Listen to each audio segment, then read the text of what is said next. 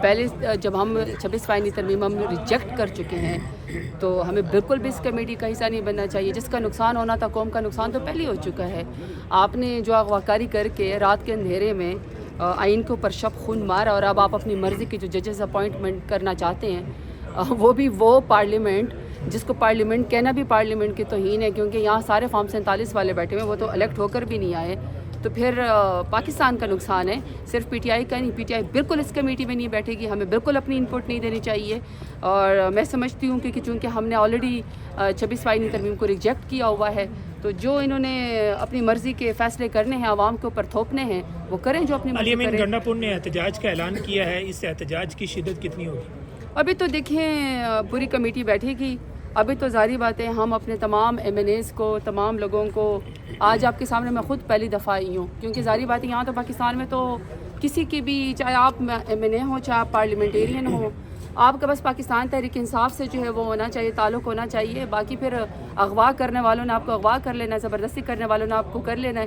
تو اس لیے ابھی تو ہم اپنے تمام ایم این ایز کو, آئی ہوپ میں نے سب کو آج اپنے تمام ایم این ایز کو میں نے کہا ہے کہ آپ لوگ سارے آ جائیں یہاں پہ پارلیمنٹ میں آئیں, کیونکہ جنہوں نے شب خون مارنا تھا ان پہ انہوں نے تو کر لیا, جنہوں نے اپنا کام کر رہا تھا انہوں نے کر لیا. تو جب وہ سارے بیٹھیں گے, پارلیمانی کمیٹی بیٹھے گی, اس میں بات چیت ہوگی, تو ہم آپ کو احتجاج کا بھی بتائیں گے, ہم آپ کو اپنا لائحہ عمل بھی بتائیں گے. ہم ہیں, آپ ہیں اور میڈیا ہے, ہم تو آپ سے کوئی چیز نہیں اس سارے پروسیس کے دوران بہت سارے لوگوں کے ساتھ رابطے کیے گئے, بہت بڑی بڑی آفرز کی گئیں. کیا آپ سے بھی کسی نے رابطہ کیا کہ آپ بھی بک جائیں یا ان کی صفوں میں چلی جائیں, کہ کوئی اس طرح کا رابطہ ہوا؟ آپ کے سامنے مجھے تو میرے کمرے کے اندر سے مرد داخل ہوئے اور میرے پاس دوپٹہ بھی نہیں تھا, میں وضو کر کے نکلی تھی, میرے پاس دوپٹہ بھی نہیں تھا, اور مجھے گھسیٹ کے لے گئے. 5 دن مجھے جیل میں رکھا. میں ہائی کورٹ کا شکریہ ادا کرتی ہوں کہ انہوں نے میری ضمانت منظور کی. دیکھیں میں تو سمجھتی ہوں کہ جو کوئی مجھے آفر بھی کرے گا نا, تو وہ بھی میں اپنی توہین سمجھتی ہوں. میں ڈائی ہارٹ ٹائگرس ہوں. میری جو ووٹ ہے, میری جو سیاست ہے, جو میرا مقام ہے, وہ عمران خان کے نام ہے. تو اگر کوئی, میں آپ کو یہ ہیلے بہانے بناؤں کہ مجھے جیل جانے سے بڑا کوئی دکھ ہوا ہے, یا چونکہ ہماری بھی فیملی کو یرغمال بنایا گیا, یا مجھے کمرے سے گھسیٹ کے لے گئے, تو میں کوئی جواز بتاؤں؟ کمزور پڑنے والوں میں سے نہیں ہوں. طاقت ہے دوبارہ آج میں آپ کے سامنے کھڑی ہوں, للکاروں گی, ہر دفعہ ان کو للکاروں گی.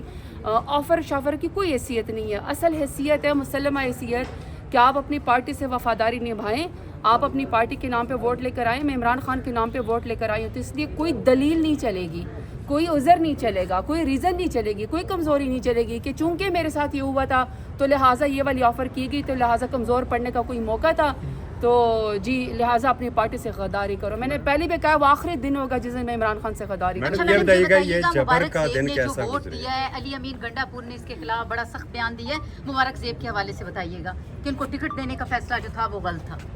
دیکھیں پھر میں نے وہی کہا کہ مجبوری کی کوئی, غداری کی کوئی دلیل ہی نہیں ہے. غداری کی کیا دلیل ہے؟ آپ ہیلے بہانے کر کے غداری کی دلیل کریں گے, پھر یہ جائیں نا اپنے حلقوں میں. پہلے بھی مریم نواز کہہ چکی ہے کہ لوٹوں کی جگہ باتھ روم میں ہوتی ہے, تو مزید اگر انہوں نے لوٹے جمع کر لیے تو اپنی سیاست کو انہوں نے ختم کیا ہے, اپنی انہوں نے بقا کو ختم کیا ہے, اپنے خاندانوں کے اوپر انہوں نے ضرب لگائی ہے. اپنے علاقوں میں جائیں گے تو ان کو پتہ چلے گا. بات یہ نہیں ہے کہ صرف علی امین گنڈا پور سخت وہ دے گا, عوام ان لوگوں سے احتساب کرے گی. اور دیکھیں یہ بڑی عجیب بات ہے کہ اس کا مطلب ہے کہ جب بھی ایوان میں آپ کو لوگ چاہیں گے, آپ لوگوں کی کوئی مجبوری کا فائدہ اٹھائیں گے. میں اس طرح کی سویپنگ سٹیٹمنٹ نہیں دے سکتی ہوں کہ کسی کی کیا مجبوری ہے, لیکن میں یہ کہہ رہی ہوں کہ غداری کی کوئی دلیل نہیں ہے. نام لے کے میں کیا بات کروں کہ فلانے نے, دیکھیے کمزور پڑنے کا موقع ہے نا. کوئی اولاد کے ذریعے بلیک میل ہو جاتا ہے, کوئی ویڈیوز کے ذریعے بلیک میل ہو جاتا ہے, کوئی کاروبار کے ذریعے بلیک میل ہو جاتا ہے, کوئی خاندان کے ذریعے بلیک میل ہو جاتا ہے, کوئی اپنی سیاسی بقا کے لیے بلیک میل ہو جاتا ہے. لیکن پھر وہی بات ہے نا, غداری کی دلیل دیں گے, غداری کی تو کوئی دلیل نہیں ہے نا. آپ نے فرم ہو کے کھڑے رہنا. اس کے مقابلے میں آپ عادل بازئی کو دیکھیں نا, نوجوان لڑکا, زیادہ سے 26-27 سال اس کی عمر ہوگی. آپ دیکھیں اس کے گھر کو مسمار کیا گیا, اس کے بلڈنگز کو مسمار کیا گیا, اس کے کاروبار کو تباہ کیا گیا, لیکن وہ نوجوان لڑکا اپنے نظریے سے نہیں ہٹا. نظریے کی قیمت نہیں ہوتی ہے, نظریے کی قیمت پاکستان تحریک انصاف چکا رہی ہے. میں سمجھتی ہوں کہ آپ دیکھیں, اب تو اسلام آباد آتے ہوئے بھی یقین کرو لوگوں کو خوف آتا ہے. پتہ نہیں کون کب کس وقت کسی کوئی آپ کو اٹھا لے. آپ کو نہیں پتہ چلتا ہے کہ کسی کی عزت محفوظ ہے کہ نہیں ہے. खान साहब की इज़्ज़तदार बहनें इस वक्त उनको जेल के अंदर रखा हुआ है, मीडिया ने उसको देखा। आप सोशल एक्टिविस्ट और जो व्लॉगर्स हैं वो वहाँ पे मौजूद थे, उनके हाथ में कौन सा हथियार था? खान साहब की इज़्ज़तदार बहनों के हाथों में